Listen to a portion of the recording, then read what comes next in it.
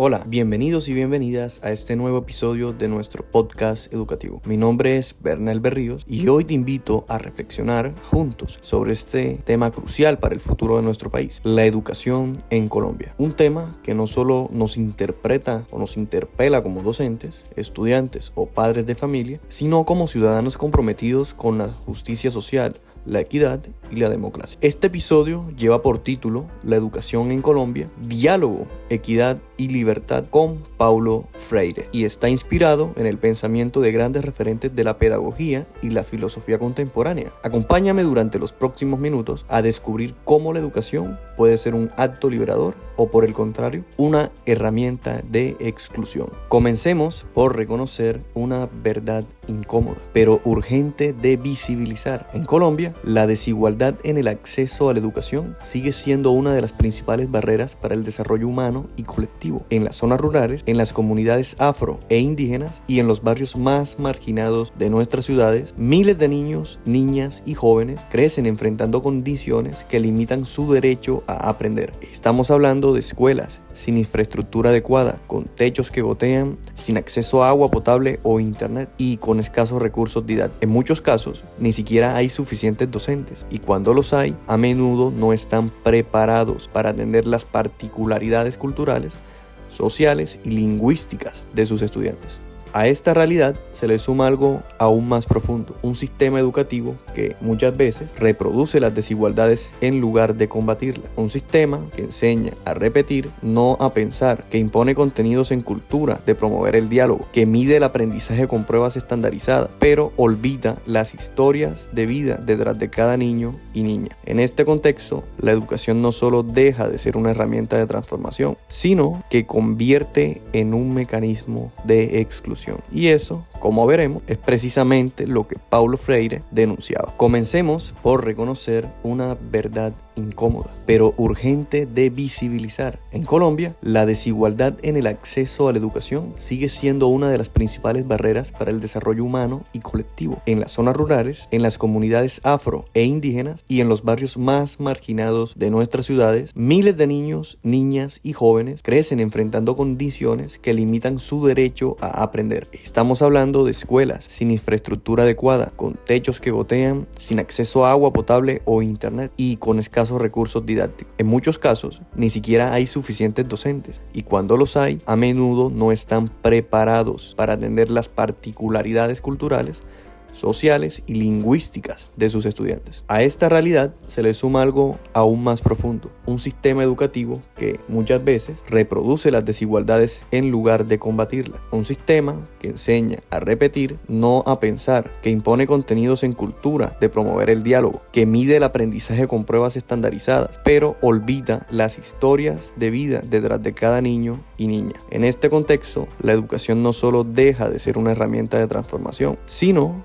que convierte en un mecanismo de exclusión. Y eso, como veremos, es precisamente lo que Paulo Freire denunciaba. Paulo Freire, el gran pedagogo brasileño, nos regaló un concepto poderoso: la educación bancaria. Según Freire, en este modelo, el docente deposita información en los estudiantes, como si fueran alcancías vacías. Por ende, el estudiante no pregunta, no propone, no dialoga, solo recibe pasivamente. ¿Te suena familiar? Freire cuestionaba este modelo porque despoja al estudiante de su agencia, de su derecho a pensar críticamente, a cuestionar su realidad y a proponer alternativas. Y en Colombia, donde tantas comunidades han sido históricamente silenciadas, desplazadas o marginadas, pues esta crítica cobra aún más fuerza. Frente a esta visión, Freire propone una educación dialógica y liberadora.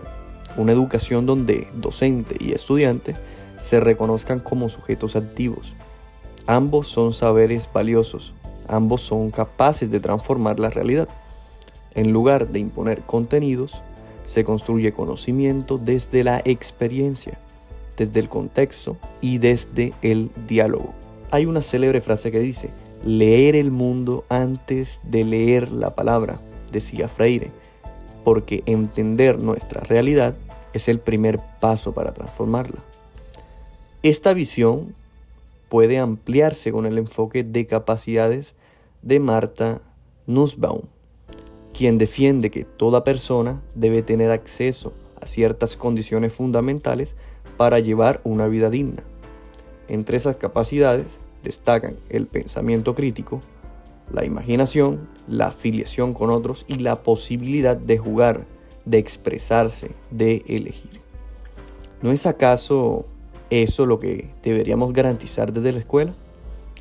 En Colombia, la educación que cultive estas capacidades pues puede romper el ciclo de pobreza, puede ofrecer oportunidades reales y reconocer la dignidad de cada ser humano, más allá de su origen o clase social. Y aún hay más. Jürgen Habermas, filósofo alemán, afirma que una democracia sana necesita ciudadanos críticos, capaces de participar en debates, deliberar y tomar decisiones colectivas. Si queremos fortalecer la democracia en nuestro país, marcada por la desigualdad y los conflictos históricos, la escuela debe convertirse en un espacio de formación ciudadana. Allí, donde el diálogo, el respeto por la palabra del otro y la búsqueda de consensos se ejerciten desde la infancia. Freire, Nussbaum y Habermas nos enseñan que la educación no puede limitarse a repetir fórmulas, debe formar personas reflexivas, libres y comprometidas con la transformación de su entorno. Sin esta educación no hay justicia social posible, y sin justicia social no hay verdadera democracia. Hemos llegado al momento de reflexión. Hoy más que nunca necesitamos una educación que sea una herramienta de emancipación, no de control. Una educación que reconozca la diversidad de nuestros territorios, que valore la voz del estudiante, que promueva el pensamiento crítico y la participación. Inspirados en Freire, Nussbaum y Habermas, podemos imaginar una escuela que no está al servicio del mercado, sino de la vida. Una escuela donde se aprenda a convivir, a dialogar, a construir paz desde la diferencia. Una escuela que no le tema a las preguntas, que fomente la curiosidad, la empatía y el compromiso con la realidad social. Porque educar no es llevar cabeza, es encender las conciencias. Y en Colombia, encender conciencias puede ser el primer paso para construir un país más justo, más humano y más democrático.